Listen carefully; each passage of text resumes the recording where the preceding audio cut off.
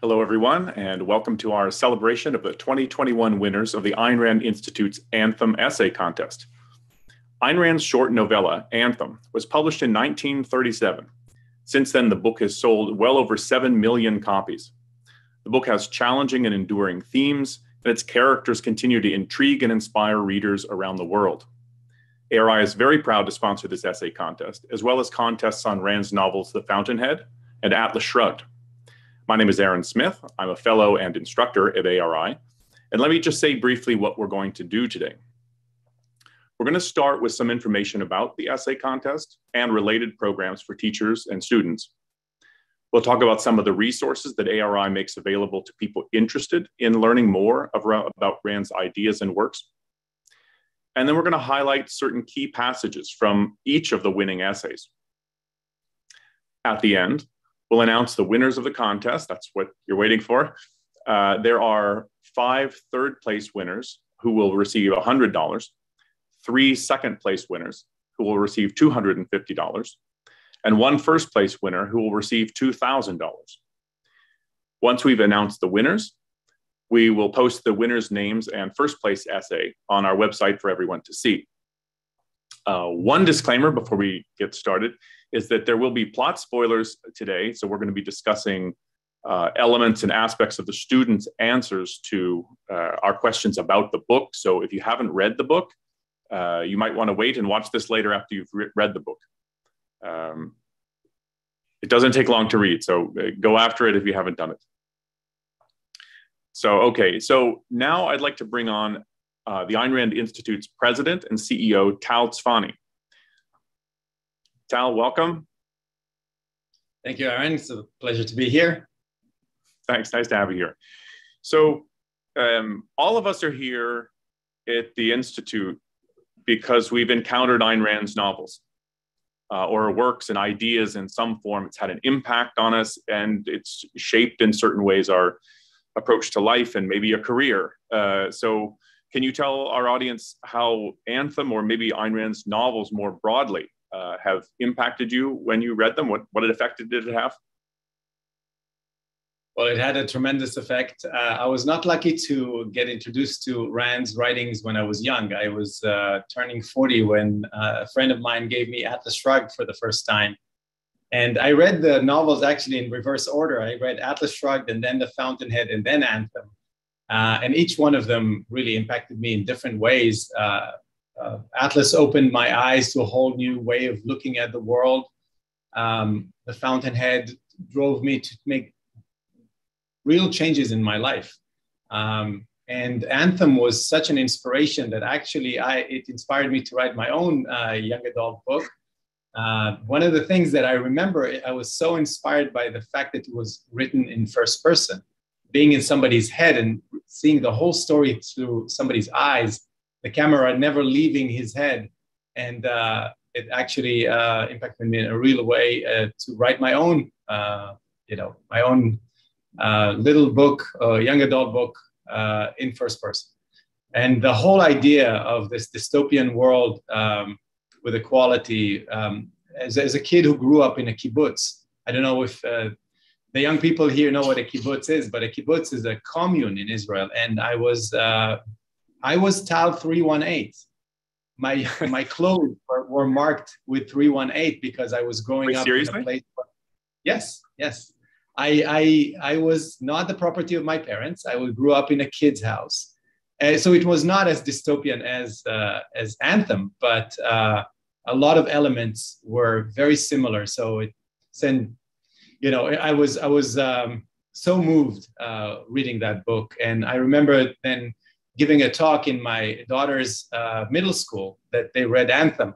One day she sends me a picture of, look, we're reading Anthem. So the teacher invited me to give a talk. And I was amazed at the level of discussion that this little novella created in the classroom about collectivism and individualism.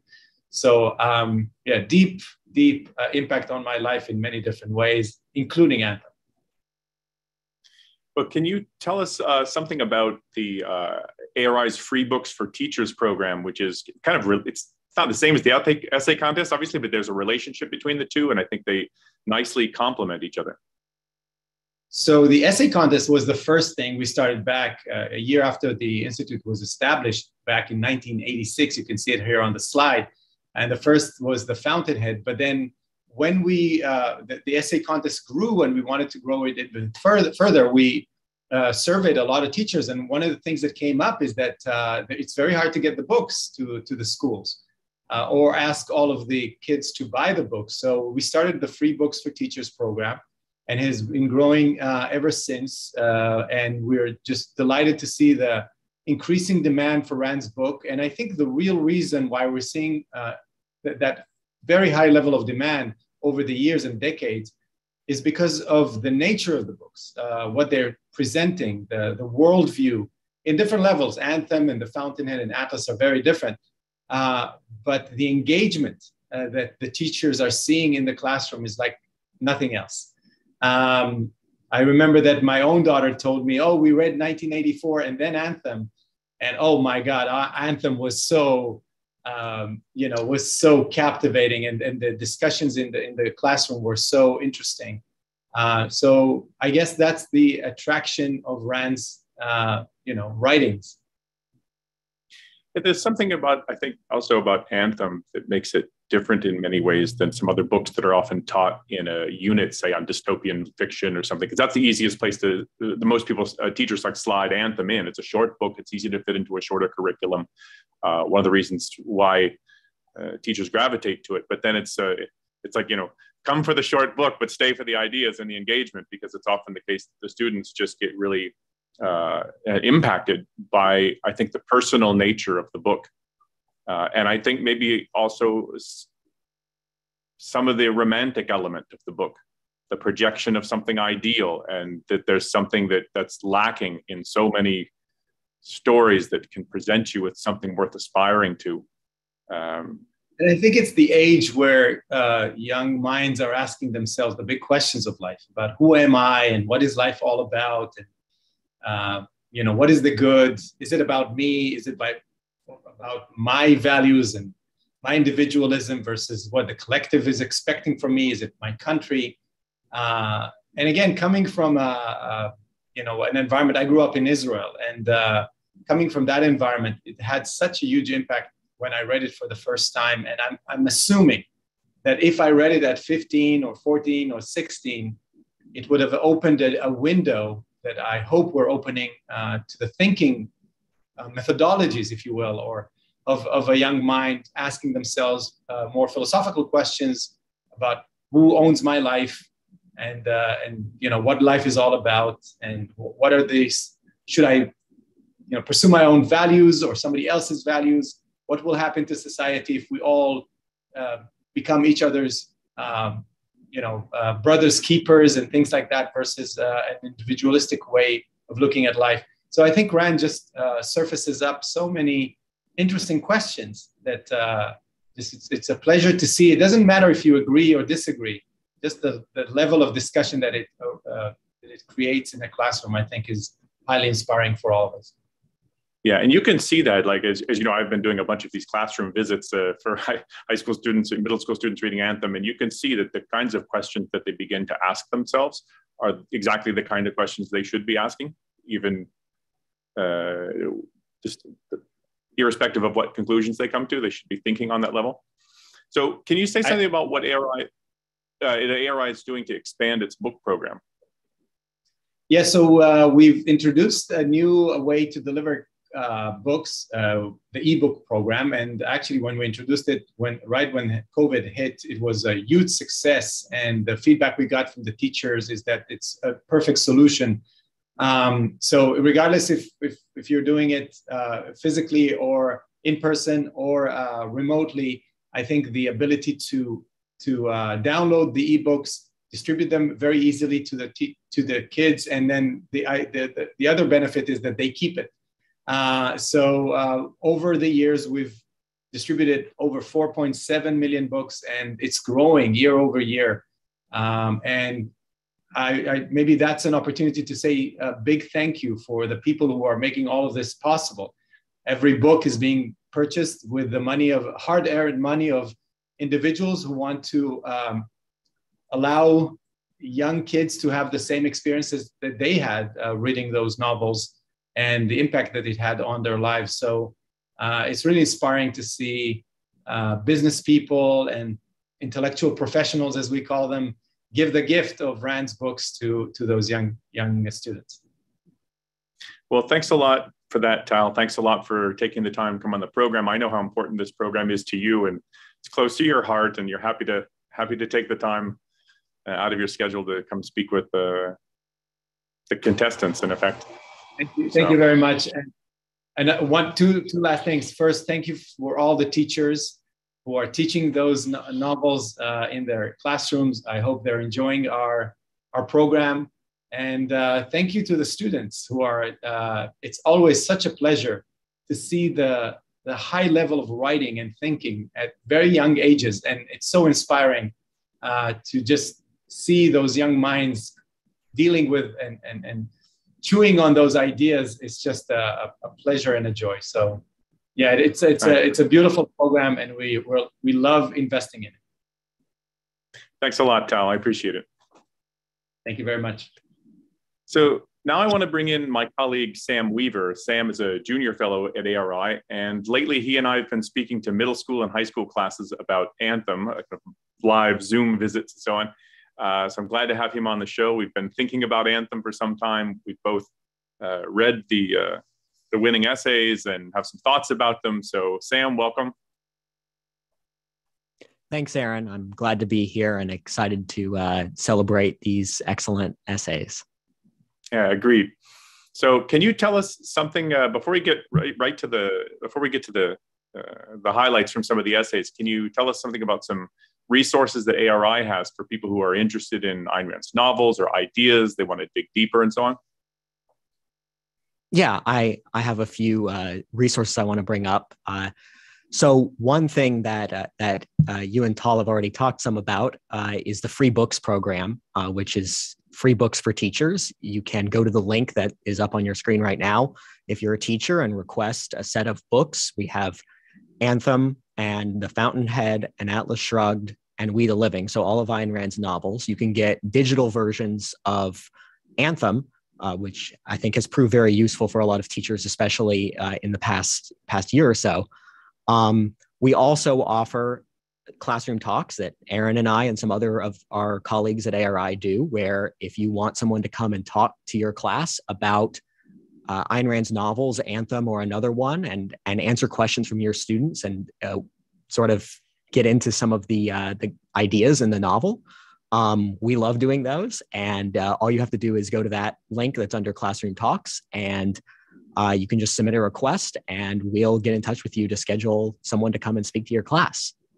Then here's some other resources for people who are interested in knowing more about Anthem and getting deeper into that novel and the ideas in it. So we have made a couple of long form resources for people who want to study those novels. We have a full-length video course about Anthem, about the Ayn Rand's process in writing it, about the characters, the story. It's very accessible, but you learn a lot from it. And that's in the first link, the bit.ly/Anthem characters. And also, Aaron, you did about a little over a year ago, you did a discussion group that went through the novel that was on YouTube, and that's on that second link, bit.ly/Anthem discussions. We talked already about free books for teachers, but we also offer free books for students who have read Ayn Rand or are just interested and who want to explore further. You just have to go to this link, aynrand.org/free books, and fill out a form, and we will send you a free Ayn Rand book of your choice if you are a student. So students who are watching this, maybe you've read Anthem, you enjoyed it, you want to read something else by Ayn Rand, this is a good place where you can go to read another novel. And it's worth pointing out that we run essay contests on two of Ayn Rand's other novels, The Fountainhead and Atlas Shrugged. The Fountainhead, I think, is the best thing to read if you've just read Anthem and you want to know where to go next, I think the Fountainhead is a great place to go. And we do an essay contest also for the Fountainhead that's open to high school students. And the prize for that is it's a $5,000 prize. So there are more opportunities if you want to read more books, enter more contests, try to win more prizes. We have the resources available to make that possible for you. Another great resource for students, if you get really interested in learning more about Ayn Rand's ideas or about connecting with other people who are interested in the same sort of ideas, we do conferences. One that we're going to be doing soon is our Ayn Rand conference. There'll be more information about that soon at that link, that first link on the screen right now. Those are a great way to hear talks about Ayn Rand's ideas if you're interested in starting to get more into kind of the ideas behind Ayn Rand's books, because, and you may or may not know this, but she wrote a lot about philosophy outside of her fiction. And there's this whole kind of set of ideas that are behind a lot of the stories. And if you get interested, you read Anthem, you read The Fountainhead, and you want to get more into those ideas, this conference is a great place to go. And if you have already read some of Ayn Rand's fiction and you're interested in getting more into her philosophy, another resource that we're starting this year is a student-oriented reading group on her book about morality, which is called The Virtue of Selfishness. And the link to sign up for that student group is the second link on your screen right now. And then we also have our Ayn Rand University app. This is a great place to get even more into Ayn Rand's ideas. We have a lot of talks and courses. I mentioned the Anthem courses. Those are on the Ayn Rand University app. We have courses on the Fountainhead and We the Living, and we have courses on a lot of Ayn Rand's ideas that have been given by, well, we have talks from Ayn Rand herself. We have talks from some people who were her students, and we have talks from people who work at ARI talking about Ayn Rand's ideas in a variety of contexts. So that app is great. You can get it on Google Play or on the App Store. And this is for people who are a little bit more experienced in Ayn Rand's ideas. But one thing to keep in mind if you get really interested in studying her philosophy is the Objectivist Academic Center, which is like a college undergraduate level program that studies philosophy and Ayn Rand's philosophy. So that's something to keep in mind if you get really interested in those ideas. That's a great opportunity to deepen your understanding and gain some really valuable knowledge and skills. Thanks a lot, Sam. And so now it's time for some thank yous. I want to thank everyone who entered the contest. It's and I look back and think of myself as a middle schooler or a high schooler. I don't think I would have taken the time to do this. I was a little bit more lazy back then. But all of you have taken the time and made the effort to submit an essay. Not everyone was one of the winning essays, but thanks for taking the time and engaging with the novel. You can always enter the contest again and try again to win. But so I want to thank all the people who entered the contest. I also want to thank the teachers. So there are teachers all over the country, middle schools and high schools and so on, teaching Rand's novels, often year after year because they're effective and so on. So thank you for encouraging students sometimes to enter the contest and for bringing this, to their attention. I want to thank our graders too. We got, what was it? There are thousands of essays. Sam's could probably say a little bit more about that, but there are thousands of essays that come in. And so we rely on our graders. And so a big thanks to them. And a really big thanks to our donors, of course, because their enthusiasm for the program and their continued financial support is what really makes the contest and the prize money possible. There's a certain amount of man hours that go into this, so to speak, and there's prize money and there's so it's their support has been really invaluable for us to run this program. So let's take a look at some of the essays themselves. But Sam, can you give us some stats about this year's essay contest? Like how many people entered and so on? Yeah, I'm happy to. So this year we had 3,812 essays entered into the Anthem contest. And those submissions came from all around the world. We had 38 countries that submissions came from. You can see on the map that this is truly been a global essay contest. We had, of course, the United States, but we also had essays from the United Kingdom, from Italy, from China, from Australia, from South Korea, from Ethiopia, all over the world, Chile, Brazil, too many countries for me to name. This was a truly global essay contest where we had 3,800 entrants. So the essays we're featuring today are the 9 finalists. So this is a truly special collection of essays. But it also means that there are also some really good essays that didn't quite make it. Really special group of essays, and we had a lot of good submissions from this year's batch. And so how do we get to that 9, the final 9 essays? So I'll say just a few words about some of the standards that we use. Well, not we, I don't grade them, but some of the standards that ARI puts in place for selecting the best essay. And point number 1 is that the essays need to be exceptionally clear in style. So clarity of style is really important. Logical organization, that you can get a sense of what the structure is, that the points lead to one point leads to another, and so on. So logical organization, exceptionally clear style, and on topic. I think this has a couple of different aspects to it. One is to answer every aspect of the prompt. So often the prompt itself will have more than one question and more than one aspect we'd like the contestant to address in the essay. And so it's staying on topic, but also addressing every aspect of the topic that was asked for in the prompt. Also, a winning essay should interrelate the ideas in the novel and also the events of the novel. So the ways of going wrong here are something like, it's all about the ideas, but this person doesn't really connect it to the specific events of the story. And then it just becomes a little too disconnected from the specifics of the story.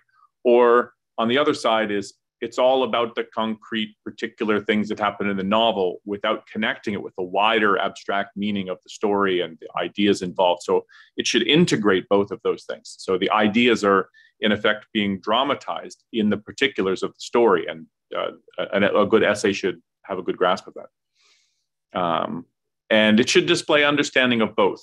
At a sort of age-appropriate level. It should have an understanding of both the ideas that are present in the stories, and of the actual events as they occur in the novel. So that's what these are the standards basically we use to evaluate the essays. So I want to move on to some of the prompts, because there were 3 prompts this year, so the students could choose from. And so I want to take a look at what some of those prompts are, and then look at some of the highlights that we found. Sam and I went through these and selected what we thought were most worth presenting or talking about because of the content. Do you want to read the first prompt, or do you want me to read it? Yeah, I'm happy to. So the first prompt is about the pursuit of knowledge, and it reads, in the society of Anthem, individuals are persecuted for their pursuit of knowledge. Why do you think this is? What lessons can be drawn from Anthem about how we should think about the pursuit of knowledge in our world today, especially in the face of social opposition? So as Aaron pointed out, this is a prompt that has several parts. And so we're looking for essays that talk about why the pursuit of knowledge is persecuted in the society of Anthem, and also apply that knowledge to the pursuit of knowledge in our world today. And so we want to highlight some excerpts from the top essays that really make really strong points on one or the other of those aspects. Okay, so I get to read the first one. So let's go to this one. So this is a highlight from an essay by Robert Lee. He's a 9th grade student at Korean International School in South Korea. And here's the quote. Can we get that up on screen? Cool, thank you. If knowledge, strictly defined, is justified belief, then there is little that can be deemed knowledge in the society depicted in Ayn Rand's Anthem. This is because although the city is rife with beliefs, none of them is properly justified. I.e. arrived at by the process of reasoning or logical thinking. Instead, the citizens of Anthem are fed a host of dubious beliefs about the world and expected to accept them at face value without ever questioning them, or the authority behind those beliefs, which vests them with legitimacy. From this perspective, to pursue knowledge in the city is to pursue the real truth and to undermine in one way or another the ideological edifice concocted and systematically reinforced by the councils. It is also to put the power of the councils at risk. Indeed, the relentless pursuit of knowledge by Equality 72521, the main character, ultimately leads to the radical discovery of his existence as an individual and to the possibility of liberation for those who toil under the illusion of the collective good. It is for these reasons that the pursuit of knowledge is so feared and repressed by the councils who are bent on preserving the status quo. And I want to move on to another passage from that same essay, but I'll just say a word about the first selection we chose here. Partly I selected this just because it's a good example of very clear writing and of making a point that is not obvious. So the people, the citizens in effect of Anthem are brought up to believe all sorts of, in effect, collectivist ideas. So their heads are full of beliefs, so to speak. But what Robert's pointing out is that those kinds of beliefs populating in your head doesn't count as knowledge. Knowledge requires something more. It requires something that you follow a process of reasoning and logical thinking, as he puts it. Like that's an effort that the individual has to put forth. And so you can have all sorts of beliefs, but it doesn't count as knowledge. And they're supposed to accept these things in effect on faith and simply obey those beliefs or the people that are telling them to believe these things. And so there's an aspect of independence to the pursuit of knowledge, which I think is being emphasized. And I thought it was just a good example of clear writing. Did you have anything you wanted to add to that? Yeah. No, I think we should go to the next selection. Yeah. Which was also from Robert. Yeah. Yeah. So this one says, there is another more subtle danger presented by the pursuit of knowledge, and that is that it has a tendency to make outside authority unnecessary. As Equality 72521 muses, we ask, why must we know? But he's speaking about something that he calls his curse, which is his desire to know. But it has no answer to give us. We must know that we may know. In a world where the collective is the measure of all value, to acknowledge that there is intrinsic value in knowledge is to undermine the reigning value system, which is hardly palatable to the councils that represent the status quo. So I like this passage because it's makes really clear something that's a pretty sophisticated philosophical point about what's going on in the world of this novel and why they're so against the pursuit of knowledge. In the previous section, Robert talks a lot about the kind of that there are these false ideas that people are being taught, this ideological edifice that pursuit of knowledge poses the danger of undermining. But part of that edifice is, the major part of that edifice is the idea that there is no value in your life outside of serving and obeying the group, serving the authorities, obeying the authorities. There's no good besides that. And so Robert recognizes that when somebody pursues knowledge, they start to recognize knowledge can be good. And that's something that's really good. That's not part of obeying and serving and listening unquestioningly. It contradicts that. And so the whole society is premised on the idea of obeying and serving. If this new value becomes discovered, this new value of pursuing knowledge, that completely undermines the idea that there are no values outside of serving other people.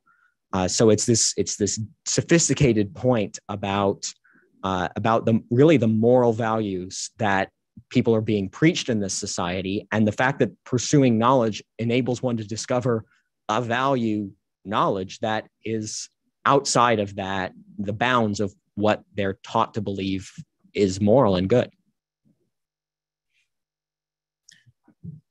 Thank you. I agree with that. So let's move on to the next quote. This is the passage from an essay by Sa-Yun Lee, 11th grade student at Northview High School in Johns Creek, Georgia. Here's the passage. Knowledge is what empowers people to reason, then to set values, feel emotion, and develop the ability to choose. This leads to the realization that there is so much more to an individual than the purpose of merely existing for one another.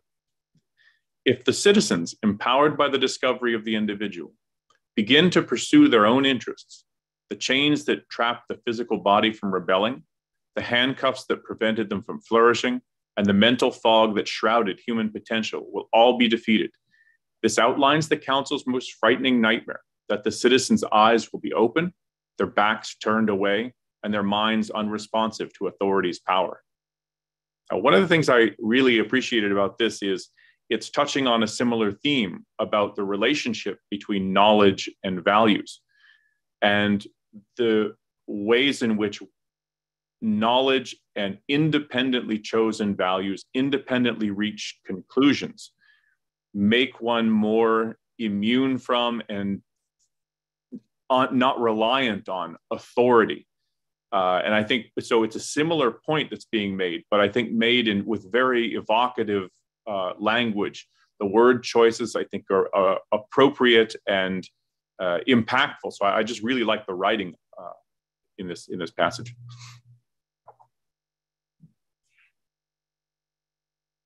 All right, let's turn now to another essay that I think approached this from a slightly different perspective, but one that still very much answered the question and I think was an interesting way of coming at it. So this is from Na-Ye Lee, who is a 9th grade student at Chadwick International in South Korea. And this essay approaches the question of the pursuit of knowledge from two angles, from the angle of looking inward and trying to find knowledge of yourself, and looking outward at the world around you. So here's what is here about self-knowledge and knowledge of the world. Self-knowledge is a direct opposition to the ideals of Anthem's society. There is a need to be introspective when discovering yourself, and introspection comes with dire consequences in the views of the council. Equality is the very first citizen that dares to look inside himself. This exploration manifests in the form of a diary. We have much to speak of to ourselves, and we hope we shall find the words for it in the days to come. Now, we cannot speak, for we cannot understand, Equality expresses. It is writing this diary that allows him to question the world he lives in first. So this is a really interesting point that takes the question of pursuit of knowledge and goes beyond sort of the scientific experimentation that Equality does, or the questions that he asks about the political system he lives in, and points out that an important form of knowledge that Equality pursues in this story that really enables him to escape from his oppressive society is knowledge of himself, because he doesn't really understand, because these people are basically taught there is no such thing as an individual person. You're only a cog in the machine. You're only part of the group. And Nye recognizes that that equality has to understand himself. That's an important part of his escape from the society. And his diary is a really important part of his discovery of himself. And then Nye goes on and says, looking outwards is also, in part, why equality is able to recognize that there is something missing. He displays consciousness of what men are missing continuously throughout the book, resolving that he will find the unspeakable word, even if he has to burn for it. This yearning comes into sharper focus when equality expresses that he felt torn for some word he could not find after Liberty's confession. She tries to confess that she loves him, but because she doesn't have the word I, she can't really say it. He finds himself in his new understanding of his society and recognizes its sole inherent problem, leading him to rediscover the word I. So this takes we talked about his journey to self-knowledge. This takes a perspective of, well, equality arrives at an important amount of knowledge by looking outward at the people around him and recognizing that there's something really wrong in his society, that people are missing something, that Liberty's trying to say something to him and she can't get the words out, and he can't find what word she's looking for either. So it's this, in Nye's essay, it really comes out that there's this looking outward and looking inward, and they sort of shine light on each other. By looking outward, he figures out the things that he's missing. By looking inward, he realizes who he is, and together these processes help him realize what's wrong with the society that he's been raised in and help him escape. Yeah, and I think it's that twin reflection of introspection, thinking about your own thoughts, your own values, your own beliefs, and to be really reflective about that.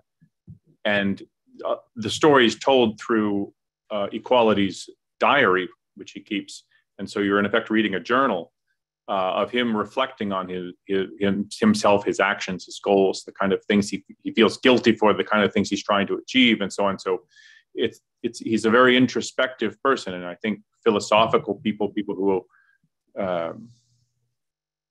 people more philosophically minded tend to be very much introspective, but it's not, introspection alone is not what's going to reach this kind of self-knowledge, the reaching of what it means to be an individual. You actually have to look out at the world and look at the actual effects of what happens when people live like this.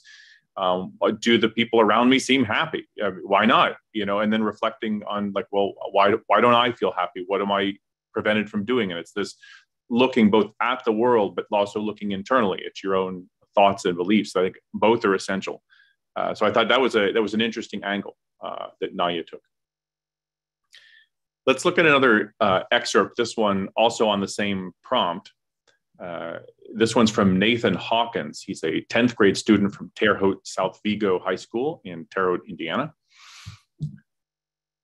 While this society is confined to the literary universe, similar examples are profuse in today's world. An excellent example of this in action is present-day China, which has largely sanitized its internet of material that could be weaponized against the state. Ideas that may inspire citizens to question their government are intensely regulated. With such blatant attempts to stifle freedom of thought, it is important to remember the many lessons contained in Anthem that encourage challenging this suppression. And then continuing on with the quote, he says, when Equality 72521's novel invention, if we can move to the next slide. Thanks. When Equality 72521's novel invention, the light bulb, is determined to be a failure by the council because it was not a collective development, Equality could have accepted their judgment and resigned himself to his fate. Instead, he rejects the council and their society because he realized that they do not have the power to decide the worth of his invention. Equality alone created the light bulb, and since he believes in its potential, No one can stop him from realizing it. Had he given in to official judgment, then the light bulb would have been a failure, just another entry on the list of revolutionary inventions killed in their infancy because they challenged the status quo. Anthem reminds us that if we let others decide the value of our ideas, then we have lost our own self-worth, and with that, our sense of individuality. Instead, we must recognize that societal advancement in science and intellect depends not on collective approval, but on the work of a few exceptional men and women. By allowing people to realize their personal potential uninhibited, we are not merely encouraging self-actualization, but also contributing to the progress of society as a whole. Now, this passage I really appreciated because there was the section of the prompt had to do with what does this have to do with our world today? What happens when people are persecuting the pursuit of knowledge in various ways? And I think this is an extended example in Nathan's essay of applying this to today's world. And the example from China is, of course, apropos. But moving on also, so it's not just that the pursuit of knowledge in China is persecuted in various ways, and then he just moves on. No, he doesn't just move on. He makes other points that are relevant, and it's not just that if other people try to shut down the pursuit of knowledge. It's the move to, if we let others decide the value of our ideas. So the council has a particular view. This is the Council of World Scholars, who equality brings his light bulb to, expecting them to think, wow, this is a great discovery. And because he wants to pursue science, and he thinks they'll let him pursue science if they're impressed by his achievement, and yet they reject it. But it's not just that they rejected the light bulb. They rejected, I think, the value of his ideas, like that this is a good thing. He has a moral perspective on this, that if we can bring light to our lives, it'll ease our burdens, it'll make our lives better. And he has a sense of, this is not just an impressive achievement, it's a value. And to allow, to substitute other people's views, no matter what their numbers are, to substitute other people's views for your own value judgments, for your own thoughts, for your own sense of what you think independently is true, I think is what really is the major element which really shuts down the pursuit of knowledge in an individual's mind. And the issue of the state is an important one, but I think it's secondary in the end. But he's got both elements there, and I think that's important. And so let's turn to the second prompt, which is about equality himself. The prompt says, in what ways do you think people should be more like Equality 72521? In your answer, give examples of equality's actions, character, or attitude that you think are good or admirable. Using experiences from your own life, explain why you think these actions or traits are good and worth emulating. Yeah, and the first passage we chose for this one is written by Catherine Liu, and she's an 8th grade student at Quail Valley Middle School in Missouri City, Texas. She writes, although I am nowhere near equality's level, I too am on an impossible quest to learn everything. And while some people might wish to be bequeathed a fortune, I feel lucky to inherit my mom's love of learning. In her remote Chinese village, few dared to dream about a life in the big city. Out of necessity, boys farmed, and girls often dropped out of school by the 5th grade to help their families with housework. Skipping a bit. My mom squeezed studying into spare moments between endless chores, using borrowed high school textbooks during the summers of her middle school years. In an education desert, there was no one to help her, but her independent work paid off. She became the first in her village to attend college. While pursuing further degrees, she met my dad and moved to America. Altogether, her innate desire to break free led to success in her life, but not without going against the norms of her small town. And then moving to the next slide. She says, just as my mom's teenage years were spent grasping for a thin straw of a future, Equality likewise tussled with the unknown. Despite failing to secure a spot in the home of scholars, he refuses to let his rejection prevent him from continuing to pursue his love of science. He still risks his life by building and presenting the lightbox.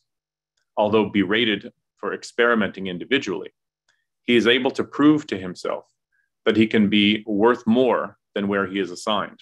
This is because equality has a steadfast hope that he can forge his own destiny. This is a mentality that every human being should share. For some who do not believe additional effort is worth their time, a life of mediocrity is inevitable. That is why equality is so admirable.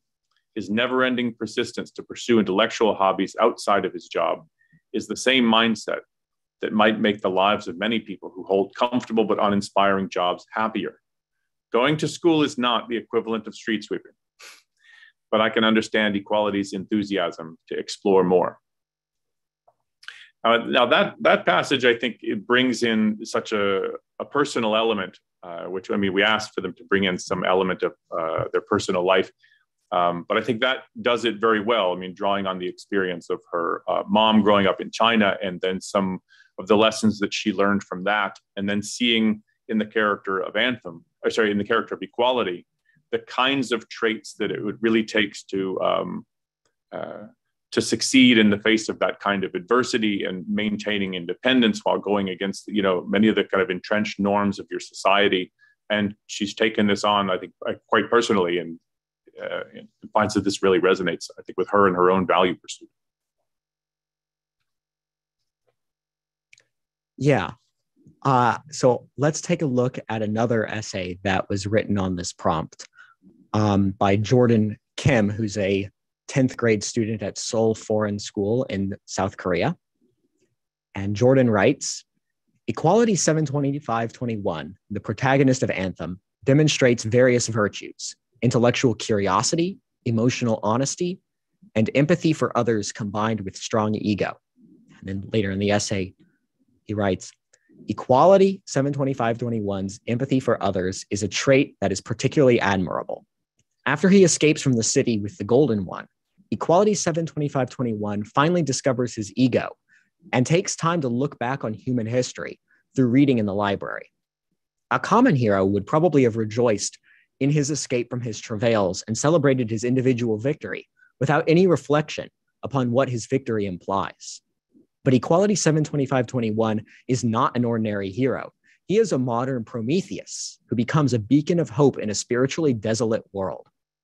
What makes Equality 72521 truly remarkable is his capacity for empathy, a virtue that, surprisingly, goes in tandem with his great ego. I think this excerpt makes a really interesting point, and I'm going to try to be brief in my subsequent comments because I'm looking at the time and I realize people are really eager to find out who won. So I'm going to try to keep my future commentary short, but this is a really, really important point to understand about the novel, because there's this common idea that to be concerned with yourself, to be an egoist, to care about your own self-interest means to have a disdainful attitude towards others, or means never caring about other people. And Jordan recognizes that it's actually the opposite. What makes it possible for Equality to really care about other people and really empathize with them is, in fact, the fact that he develops and understands his ego and becomes an egoist, so to speak. Aaron, do you want to look at another excerpt from this essay? Yeah, let's go. Actually, let's skip the next essay. The next excerpt we chose from Jordan's, which is good. It has to do with life in South Korea and the applicability of independence and so on in that context, which I think is good. But let's skip that in the interest of time. Sorry, Jordan. Good excerpt though. So let's move to prompt number 3. So here's the prompt. The people in the society of Anthem are taught to live by certain principles concerning what is good and evil, right and wrong. Do you think those who adhere to these principles are happy or unhappy? What lessons do you draw from this about how we should think about morality today? So the first passage we chose is from a student, Sarah Jackson Lockyer, 9th grade student at Mountain Home Junior High in Arkansas. Quote, In Ayn Rand's book, Anthem, society is organized based on a moral system that emphasizes conformity and selflessness. Individuality and the importance of self are sacrificed in order that all may serve the greater good. And then she reflects. Surely there were some in Anthem who had been so thoroughly indoctrinated that they never questioned their lives.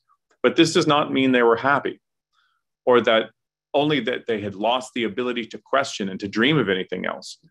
There were others who did question and dream, and they suffered from shame and discontent.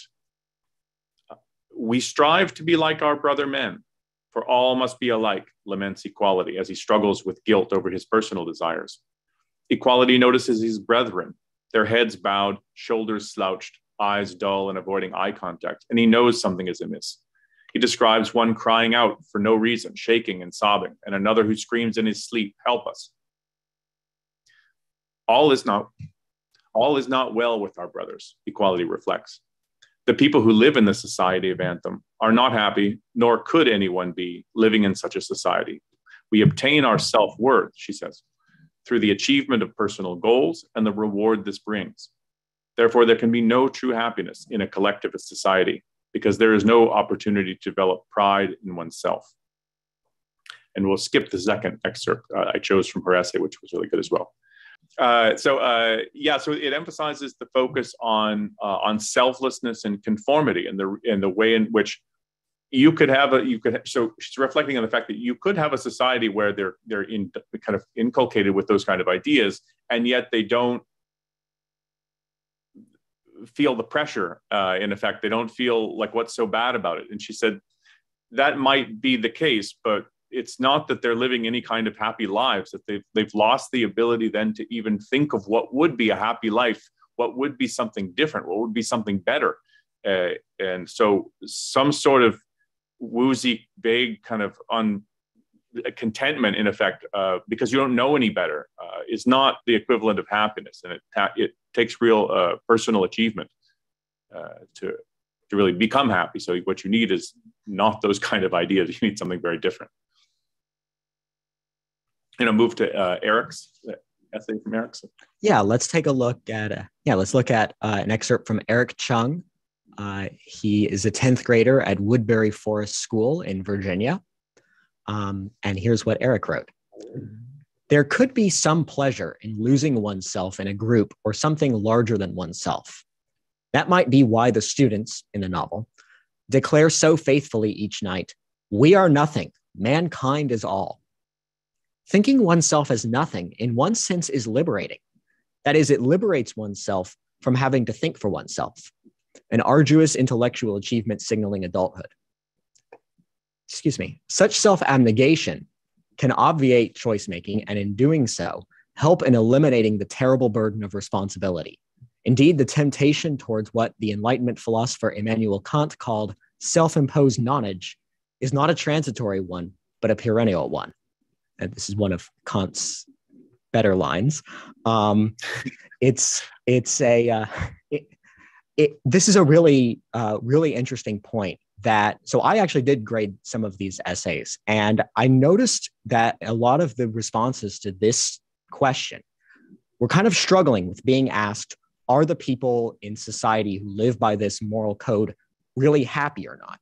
Because there are certain ways in which they seem content or accepting of their lives. They don't rebel outright. They seem to do what they're told and move through life in the way that they're ordered to.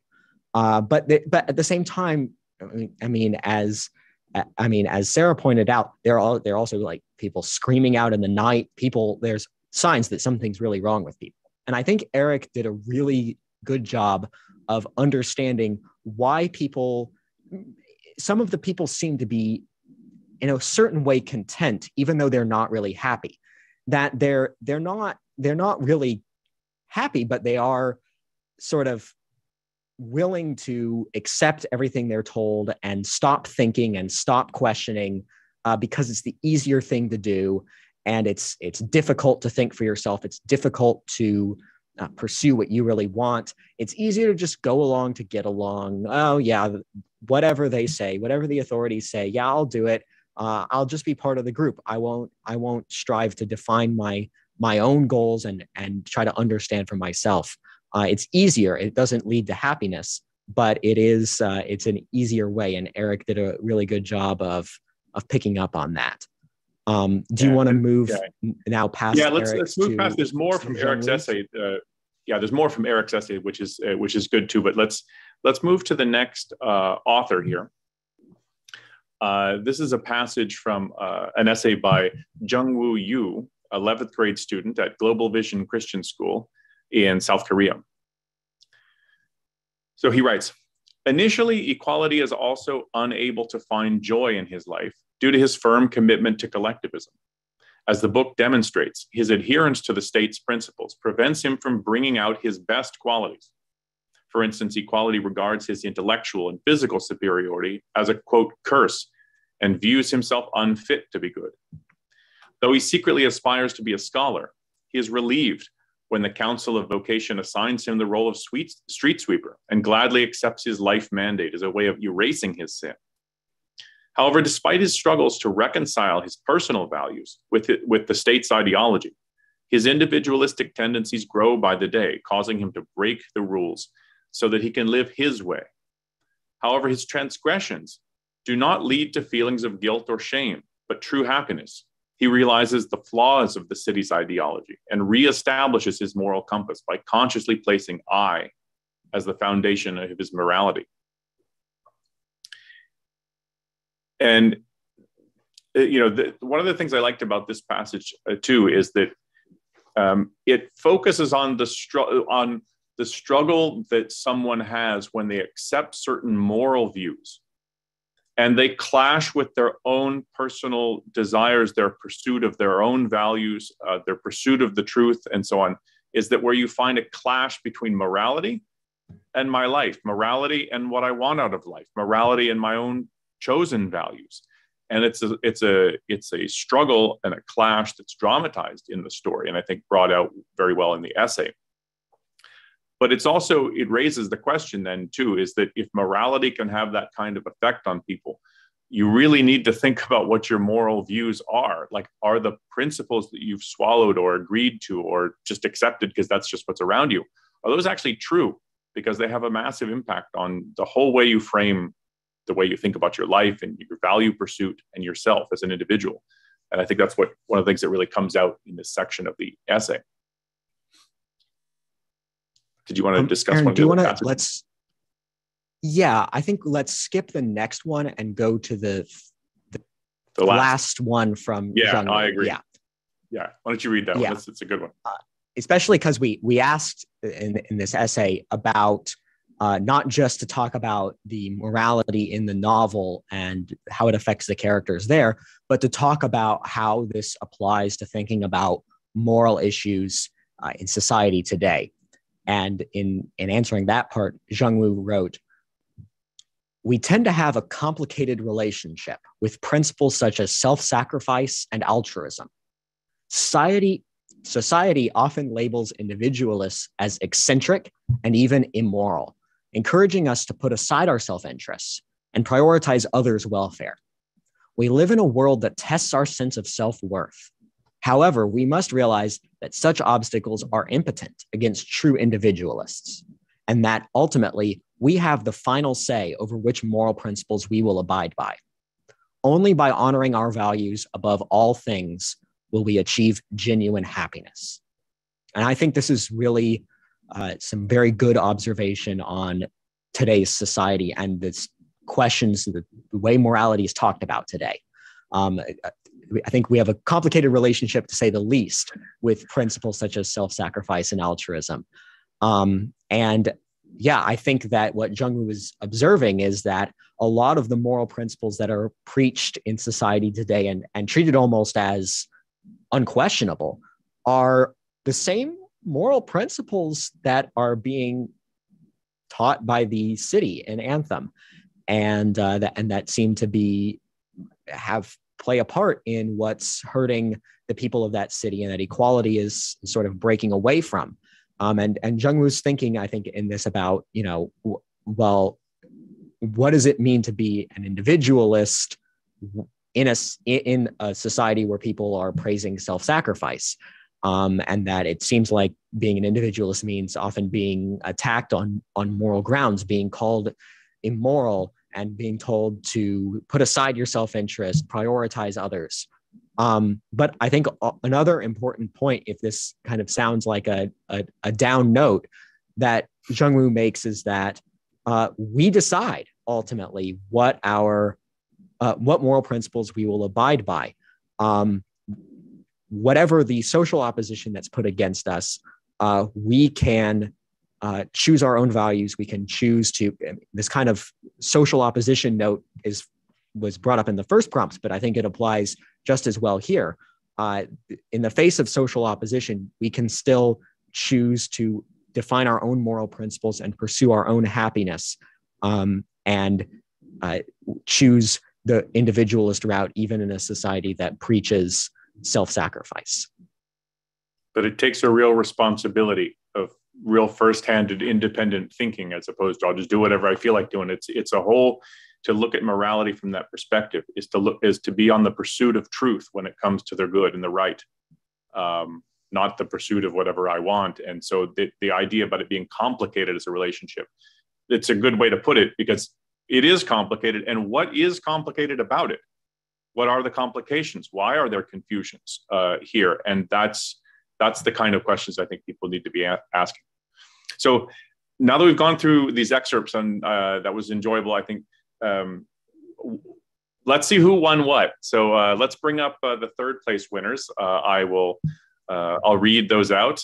So we read some excerpts here. So for the third place, winning $100 each, we have Eric Chung from Woodbury Forest School in Woodbury Forest, Virginia. We have Nathan Hawkins from Terre Haute South Vigo High School in Indiana. Sarah Jackson Lockyer from Mountain Home Junior High in Arkansas. Robert Lee, Korean International School in South Korea. And Sayun Lee from Northview High School in Georgia. So congratulations to all of you. I really enjoyed reading your essays. We've got some pictures of our third place winners. One of them we didn't get an image from, but congratulations to all of you. Excellent essays. So yes, what else? Congratulations. Yeah. All right. Yes. Congratulations to all the third place winners. And now I'll read the names of the second place winners. So we had Jordan Kim of Seoul Foreign School in South Korea, Naye Lee of Chadwick International in Incheon, South Korea. I apologize if I mispronounced that city. And Catherine Liu of Quail Valley Middle School, Missouri City, Texas. They will all win $250. Congratulations to all our second place winners. And here are some photos of them. I love to see the photos. That's great. Yeah. So congratulations to all of you. Again, we read your essays. We really enjoyed them. There were a lot of passages we couldn't even get to, so we had to skip some. But that's in the interest of time. Sorry, not because they weren't really interesting passages. So, and now for the first place grand prize winners. Can I get a drum roll? Is there a drum roll?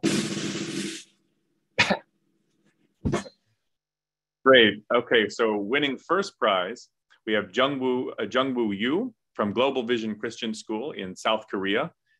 His essay, or I don't know the gender of Jungwoo as a name. We weren't able to get a picture, so sorry about that. But these, Jungwoo was the last excerpts that we chose and to talk about, which we thought were particularly good.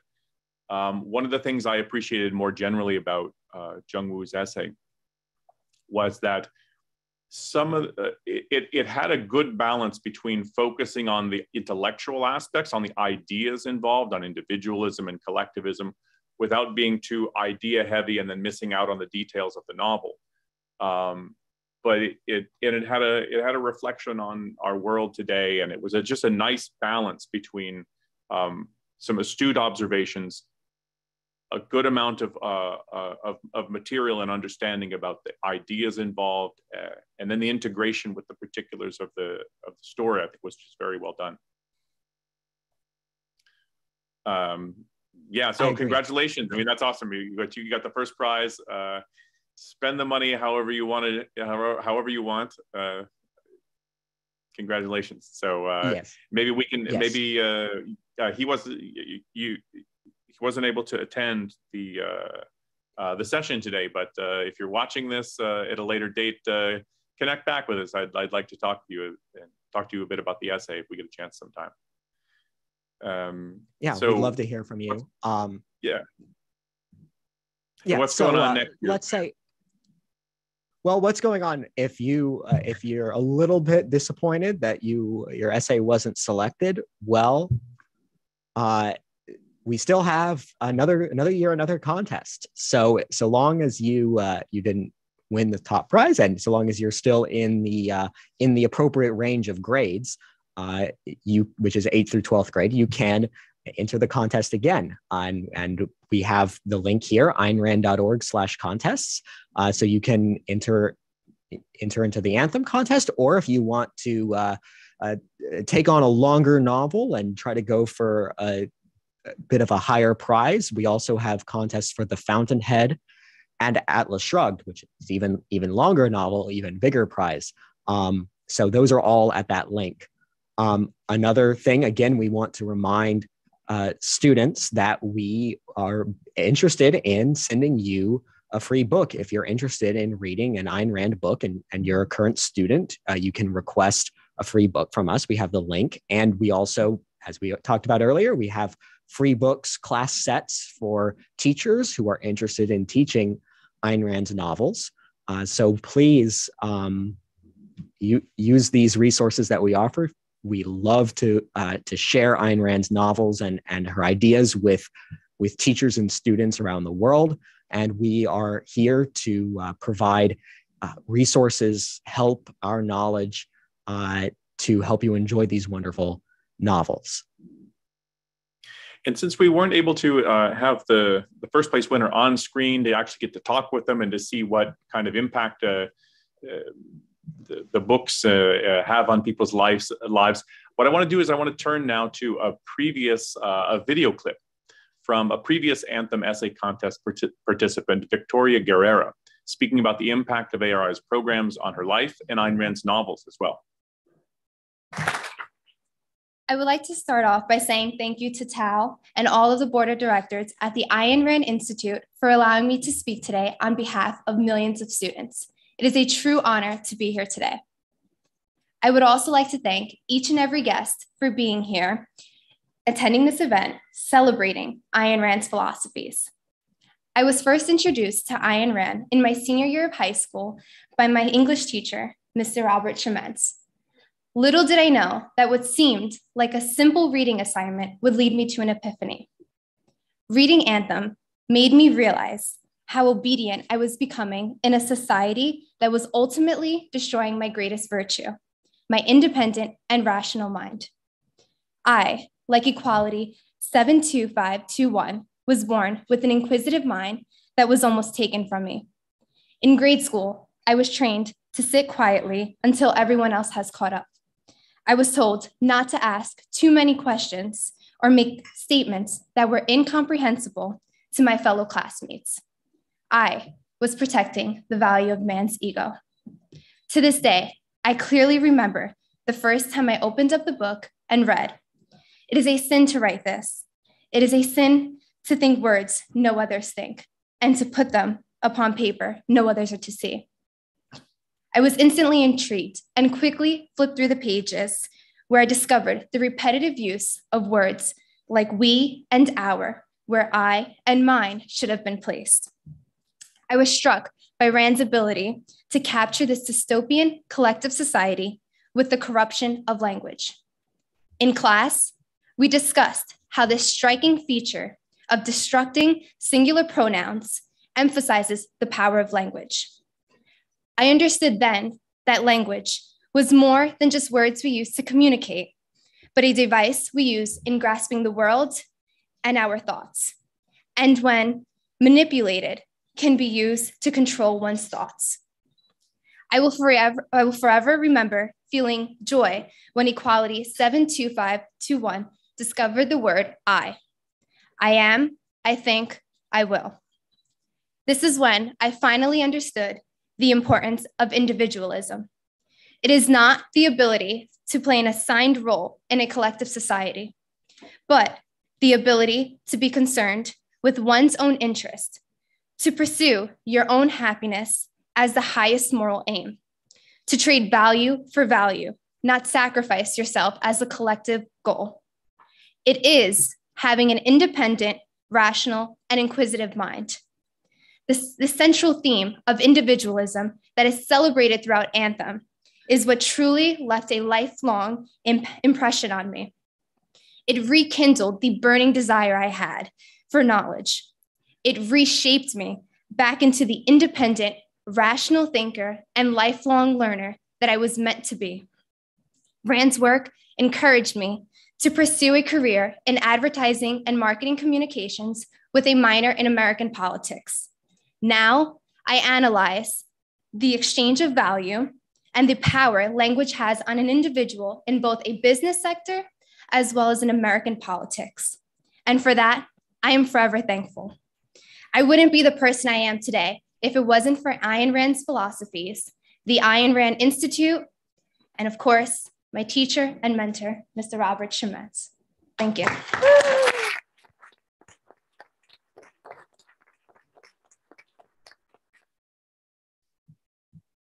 To say thanks to everyone who showed up today, and thanks to all of our contest winners.